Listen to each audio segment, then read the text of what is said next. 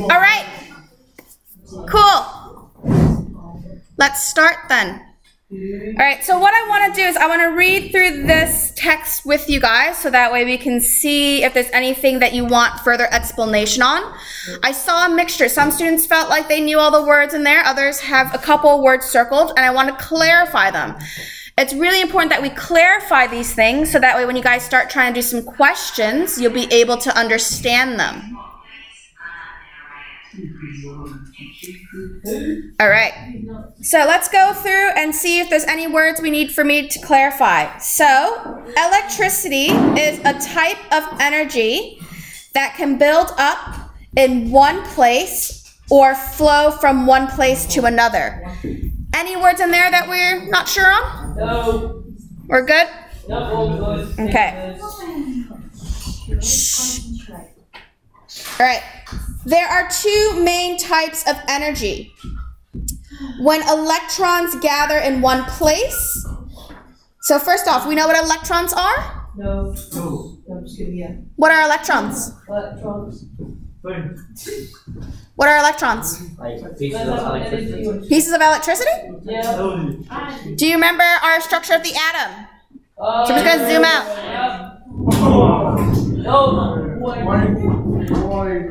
Oh, yeah. That's not how you do. So this is our atom? Adam and Eve. Yeah? Yes, Papa.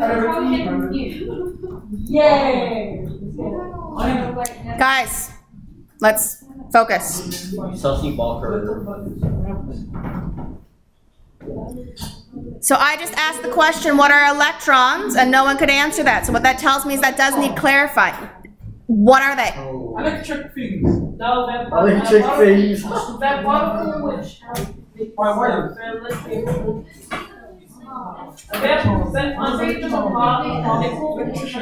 I'm gonna just wait until you guys are done talking because like I'm not gonna waste my breath and it's also very rude.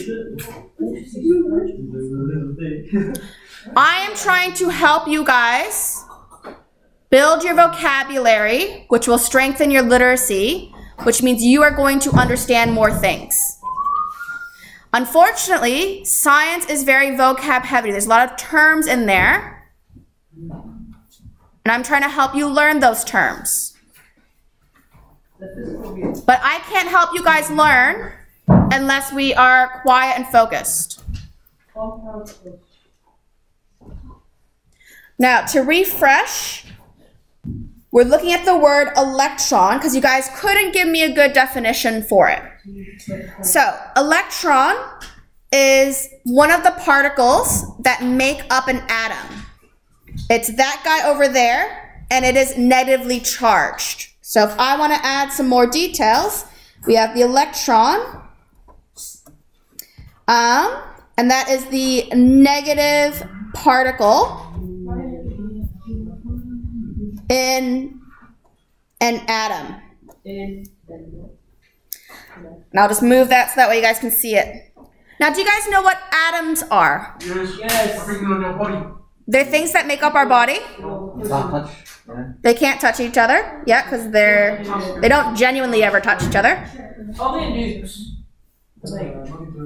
No. The other way we can think of atom is that it's the smallest unit of matter. Matter. Ah, shit. Huh? Smallest unit of matter. So, for example, someone had this thought experiment way back in the Greek times, the ancient Greeks. They thought, I can split something in half. And then I can split something in half again. And then I can split something in half again. And I can split something in half again. And I can split something in half again.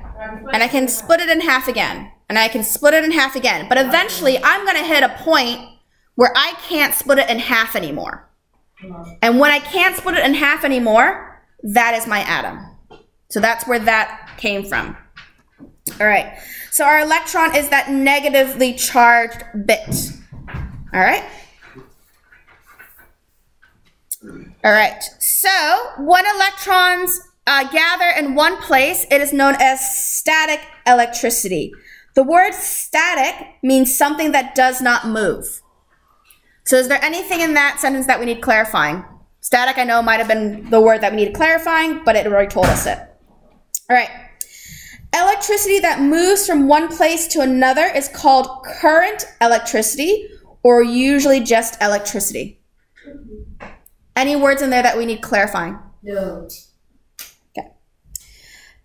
Electricity is caused by electrons, the particles that surround the nucleus of the atom. I saw some people circle the word nucleus because they weren't sure about that word. All right, so to help you guys out,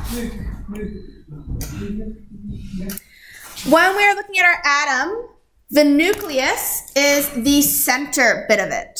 So this here is the nucleus.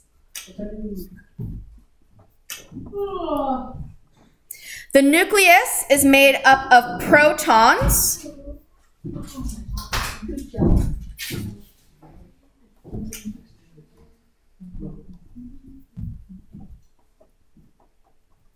Which is our positive charge particle,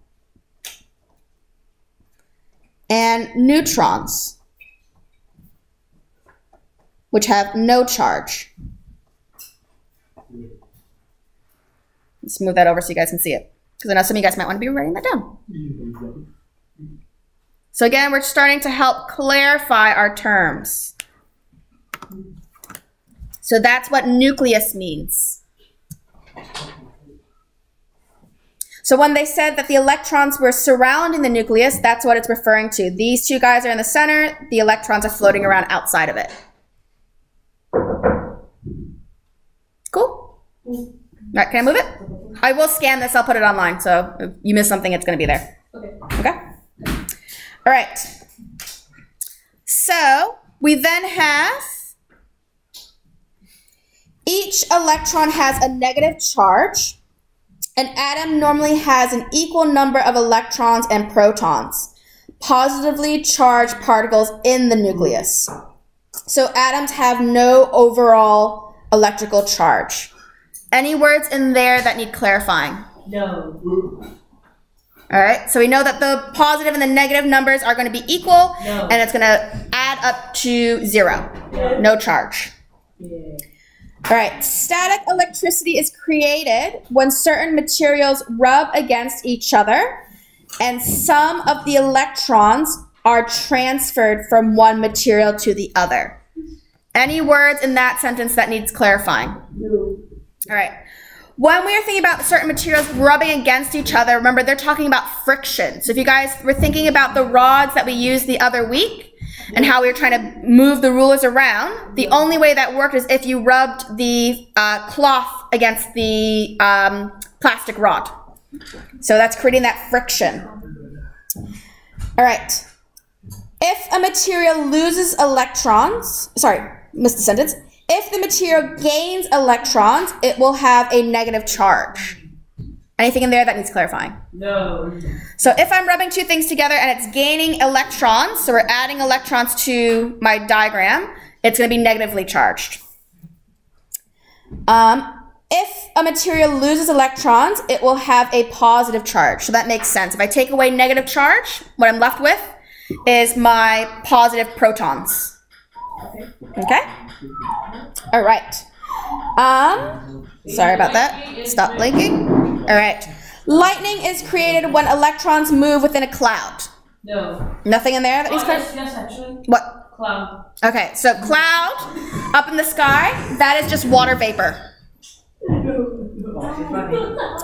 All right, you may also experience static electricity after jumping on a trampoline No. or wearing a polar fleece that has just come out of the dryer. Yes. All those sound good? No. What's not? Absolutely yes. Okay. Current electricity is created when electrons move from one place to another carrying electrical energy. Yeah. Good? No. No, what's not good? Oh, just shut up. No. Correct. Correct? All right. So, we've done some clarifying, haven't we?